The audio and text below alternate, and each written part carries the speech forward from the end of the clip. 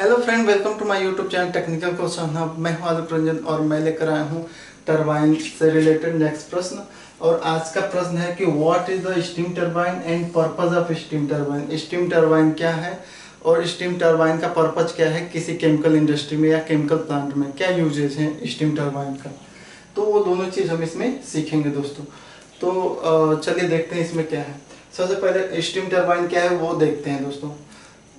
और steam turbine is a mechanical device. Steam turbine एक mechanical device है that extract thermal energy, जो thermal energy को extract करती है from pressurise steam. Pressurise steam से थर्मल एनर्जी को एक्सट्रैक्ट करती है। एक्सट्रैक्ट का मतलब खींचती है।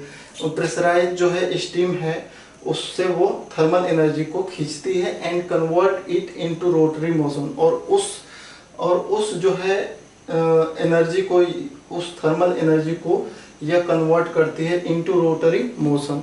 रोटरी मोशन में कन्वर्ट करते हैं। कहने का मतलब ये है कि थर्मल एनर्जी को वो एक तरह से काइनेटिक एनर्जी में कन्वर्ट कर रही है।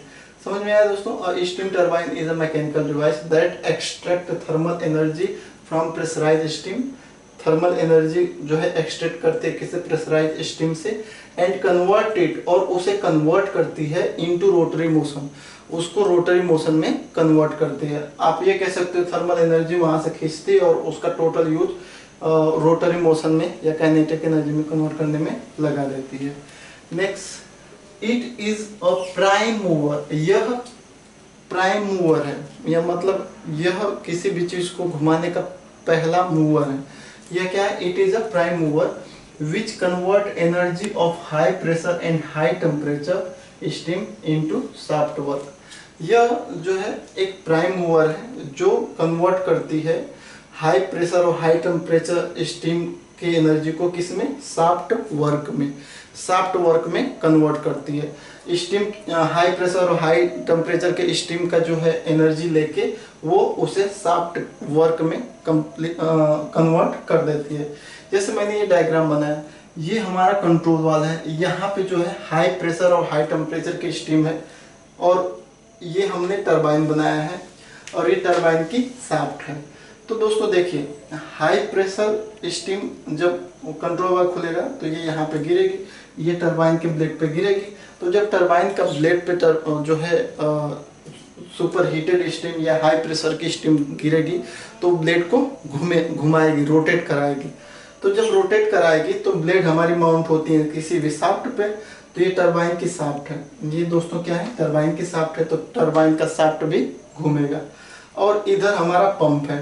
पंप का आप जानते हो कि पंप की हर एक पंप की जो है शाफ्ट होती है, चाहे वो सेंट्रीफ्यूगल पंप हो चाहे रेसिप्रोकेटिंग। जैसे रेसिप्रोकेटिंग पंप है तो ये शाफ्ट है, ये इतना जो है पार्ट रेसिप्रोकेटिंग पंप का शाफ्ट है और ये मोटर का शाफ्ट है। दोनों को जब हम कपल कर देते हैं तो मोटर को जैसे चलाते हैं तो मोटर की जैसे शाफ्ट घूमती है तो उससे कनेक्ट जो है रेसिप्रोकेटिंग पंप है उस पंप की शाफ्ट घूमती है और वो जो है डिस्चार्ज दे देता है। या किसी भी सेंट्रीफ्यूगल पंप में अगर आप देखोगे, जो भी सेंट्रीफ्यूगल पंप होते हैं तो सेंट्रीफ्यूगल जो पंप होते हैं वो किससे चलते हैं? मोटर से चलते हैं। तो ये पंप की शाफ्ट हो गई और वहीं पे हम एक मोटर दे देते हैं तो ये मोटर की शाफ्ट हो गई और दोनों को क्या कर देते हैं? कपल कर देते हैं। तो जैसे जैसे मोटर घूमती है तो सेंट्रीफ्यूगल पंप घूमता है और हमारा डिस्चार्ज मिल जाता है। तो ठीक ऐसे यहाँ पे हम क्या कर रहे हैं? पंप को मोटर जब घूम रहा है तो उसकी वजह से पंप की शाफ्ट जो है कपल की गई है जो मोटर की शाफ्ट से, तो वो घूम रहा है। लेकिन यहाँ पे क्या है? यहाँ पे टरबाइन जो है टरबाइन की ब्लेड घूमेगी, फिर टरबाइन की ये शाफ्ट है तो टरबाइन की उसके साथ ब्लेड के साथ अटैच है तो टरबाइन की शाफ्ट घूमेगी। और जिसकी वजह से अगर हम यहाँ पे पंप लगा दें तो पंप की अपनी एक शाफ्ट होगी। तो पंप की शाफ्ट को टरबाइन के शाफ्ट को दोनों को यहाँ पे अगर हम कपल कर दें तो अब जो है जितनी टरबाइन की शाफ्ट तेजी से घूमेगी उतनी ही पंप की शाफ्ट तेजी से घूमेगी। और जब पंप की शाफ्ट तेजी से घूमेगी तो हमारा ऑलरेडी जो है डिस्चार्ज मिल जाएगा। क्योंकि कोई भी पंप हो जब तक उसका इम्पेलर घूमेगा नहीं तब तक वो डिस्चार्ज करेगा नहीं। तो इम्पेलर को हमें घुमाना है, चाहे मोटर लगा के घुमाओ चाहे टरबाइन लगा के घुमाओ। तो यहाँ पे हम छोटे जितने भी पंप होते हैं उनको जो है उनके इम्पेलर को हम क्या करते हैं? मोटर लगा देते हैं। जैसे 12 किलोवाट का, 13 किलोवाट का, जो भी है लगा के। लेकिन अब वही पंप अगर बड़ा पंप हो जाए, बहुत बड़ा पंप, जैसे हमारा ये बेसिकली जो है बॉयलर फीड वाटर पंप जितने भी होते हैं उनको चलाने के लिए हमारी टरबाइन, स्टीम टरबाइन यूज होती है। तो बॉयलर फीड वाटर जो पंप है वो बहुत बड़ा पंप है, अगर वो चलेगा तो बहुत ज़्यादा पावर चाहिए उसे चलाने के लिए। तो सपोज करो कि एक यूनिट की ही कीमत, अगर आप जो है रिसेंटली बिजली की कास्ट देखोगे तो एक यूनिट का 7 रुपये के आसपास आ रहा है।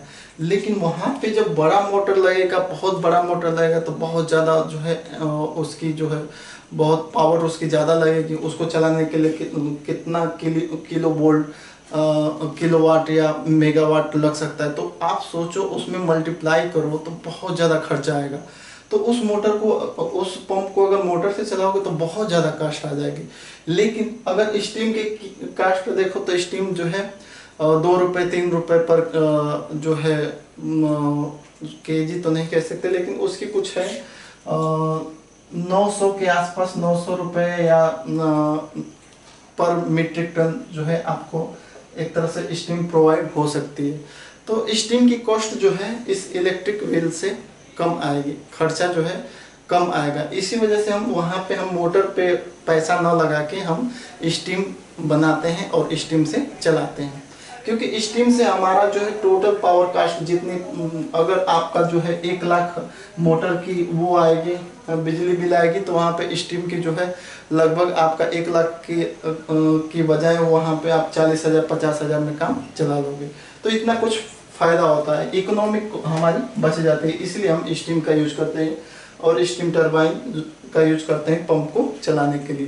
तो आपको समझ में आया, यहाँ पे हाई प्रेशर स्टीम आई और वो टरबाइन के ब्लेड पे गिराए जैसे, तो टरबाइन की ब्लेड घूमी और टरबाइन की ब्लेड जो है टरबाइन के शाफ्ट से अटैच है, तो टरबाइन की शाफ्ट घूमी। और इधर हम एक बॉयलर फीड वाटर पंप ले लिए और बॉयलर फीड वाटर पंप की जो शाफ्ट है उसको टरबाइन के शाफ्ट से कपल करा दिए। तो जितना तेज टरबाइन के शाफ्ट घूमेगी अब उतना ही तेज पंप की शाफ्ट घूमेगी, और जब पंप की शाफ्ट तेजी से घूमेगी तो वो जो है इम्पेलर जितना तेज घूमेगा तो फ्लो अपने आप मिल जाएगा। तो इस तरह से हम पंप को चला लेंगे। तो एक ये हो गया। अब जो स्टीम जो है अपनी एनर्जी खो देगी, ये हमारी जो है यहाँ पे स्टीम है, धीरे धीरे इसके स्टेजेस बढ़ते जाते हैं। एग्जॉस्ट स्टेज पे जाके इसका जो है टेम्परेचर प्रेशर सब डाउन हो जाएगा। तो उसको फिर हम कंडेंसर में ले जाके, ये सरफेस कंडेंसर है, कंडेंस करा के कंडेंसेट ड्रम में उसे रख लेंगे और उस कंडेंसेट को हम चाहे बॉयलर फीड वाटर में दे दें या कहीं भी दे दें, कुछ भी कर सकते हैं। ये तो समझ में आ गया। तो आपको समझ में आ गया स्टीम टरबाइन क्या है। स्टीम टरबाइन कुछ भी नहीं है। Steam turbine is a mechanical device that extract thermal energy from pressurised steam and convert it into rotary motion. It is a prime mover. ये क्या है? प्राइम मूवर है। पंप का ये प्राइम मूवर है which convert energy of high pressure and high temperature steam into shaft work।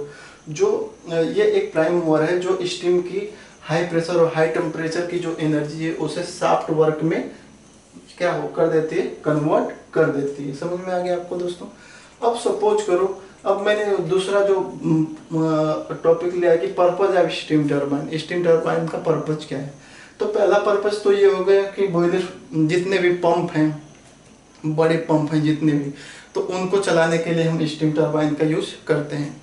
Pump के अलावा अगर आईडी फैन, एफडी फैन देख लो, फैन है, फैन आईडी फैन, जैसे इंड्यूस्ड ड्राफ्ट फैन हुआ, फोर्स ड्राफ्ट फैन हुआ, या जो बॉयलर में जितने आईडी एफडी तो आप जानते हो, बॉयलर में सबसे ज़्यादा इन फैनों का यूज होता है।